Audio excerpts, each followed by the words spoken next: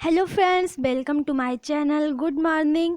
Class 10th का poetry first part upload हो गया, आज सेकंड पार्ट है। तो चलो हम देखते हैं। Into the starlight रसिंग in spray, happy at midnight, happy by day. Starlight मतलब तारों की रोशनी में, रसिंग मतलब तेजगत, स्प्रे मतलब फुहारे, और मिडनाइट मतलब मध्य रात, और डे मतलब तो पता ही होगा कि दिन होता है। चलो हम देखते हैं फिर से। इनटू द स्टारलाइट तारों की रोशनी में, रसिंग इन स्प्रे फुहारे में तेज गत होती है, happy at midnight, happy by day मध्य रात में प्रसन्न रहता है और दिन में भी प्रसन्न रहता है। तो आई होप आपके समझ में आ गया होगा। हम चलते हैं नेक्स्ट पैराग्राफ पर। Ever in motion blithesome and cheery, still climbing heavenward never aweary. Motion मतलब गति होता है, ब्लाइथसम मतलब प्रसन्नचित, चियरी मतलब आनंदित, और क्लाइंबिंग मतलब चढ़ना, हेवनवर्ड मतलब ऊपर की ओर, और नेवर मतलब कभी नहीं, बियरी मतलब थकना होता है। चलिए हम देखते हैं फिर। कब फव्वारा के बारे में बात कर रहे हैं कि गत में फव्वारा प्रसन्नचित और आनंदित रहता है।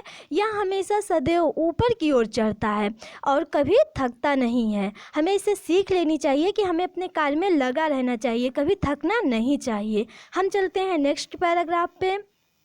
Glade of weathers still seeming best, upward और downward motion thy rest. Glad मतलब होता है प्रसन्न, और बीदर्स मतलब तो पता ही होगा कि मौसम होता है, और बेस्ट मतलब अच्छा, अपवर्ड मतलब ऊपर की ओर, और डाउनवर्ड मतलब नीचे की ओर, मोशन मतलब गति करना, और रेस्ट मतलब तो पता ही होगा कि आराम होता है। चलो फिर हम देखते हैं कि कब फव्वारा के बारे में बात कर रहा है कि सभी मौसम में प्रसन्न रहता है और सभी मौसम में अच्छा रहता है।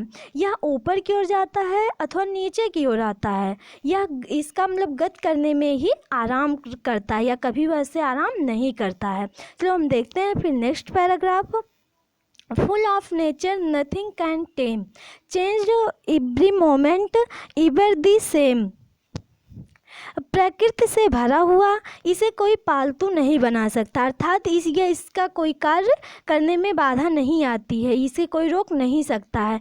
चेंज मतलब परिवर्तन, मोमेंट मतलब क्षण, और सेम मतलब तो सेम होता है, एक जैसा ही। तो प्रकृति से भरा हुआ, इसे कोई रोक नहीं सकता है इसके कार्य करने में। यह हर क्षण बदलता रहता है लेकिन एक ही जैसा रहता है। चलो हम नेक्स्ट पैराग्राफ पर चलते हैं। सीजलेस एस्पेयरिंग सीजलेस कंटेंट, डार्कनेस और सनशाइन दी एलिमेंट्स। सीजलेस मतलब होता है निरंतर, एस्प्रिंग मतलब होता है ऊपर, और कंटेंट मतलब होता है संतुष्ट होना, डार्कनेस मतलब अंधकार, सनशाइन मतलब सूरज की रोशनी, एलिमेंट्स मतलब तो पता ही होगा कि तत्व होता है।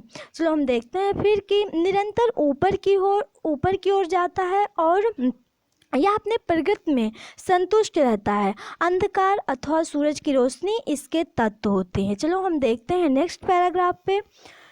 इस पैराग्राफ में कब अपने स्वयं की इच्छा व्यक्त कर रहे हैं कि glorious fountain let my heart be fresh changeful constant upward like thee. Glorious मतलब होता है शानदार, और फाउंटेन मतलब तो होता है फव्वारा, हार्ट मतलब हृदय, फ्रेश मतलब ताज़ा, चेंजफुल मतलब परिवर्तनशील, और कांस्टेंट मतलब स्थिर, अपवर्ड मतलब श्रेष्ठ, और दी मतलब तुम होता है। तो कब कह रहे हैं कि हे शानदार फव्वारा, मेरा हृदय भी आपके हृदय जैसा हो जाए, आपके हृदय जैसा ताज़ा, परिवर्तनशील, स्थिर और श्रेष्ठ हो जाए। तो ये चैप्टर तो समाप्त हो गया। अब हम मिलते हैं नेक्स्ट चैप्टर में। और तो फिर नेक्स्ट चैप्टर में मिलते हैं। जो भी प्रॉब्लम होगी, नहीं समझ में आएगा, कमेंट बॉक्स से ज़रूर बताइएगा, ठीक है बच्चों। और इसके बाद में जो है लाइक कर देना, जिसने सब्सक्राइब नहीं किया चैनल को सब्सक्राइब कर देना, और शेयर कर देना, जिससे आपके जो और भी फ्रेंड्स हैं उनको भी जो है वो मिल जाएगा। और आप घबराइएगा बिल्कुल भी मत, आपका जो सिलेबस है वो कंप्लीट जरूर करवाया जाएगा। जरूर क्या, 100% आपके सिलेबस जो है वो कंप्लीट करवा देंगे टाइम से पहले। फिर आपका प्रैक्टिस भी करवाया जाएगा, पेपर कैसे सॉल्व किया जाता है, ये सारी चीज़ें आपको बहुत अच्छे से बताई जाएगी।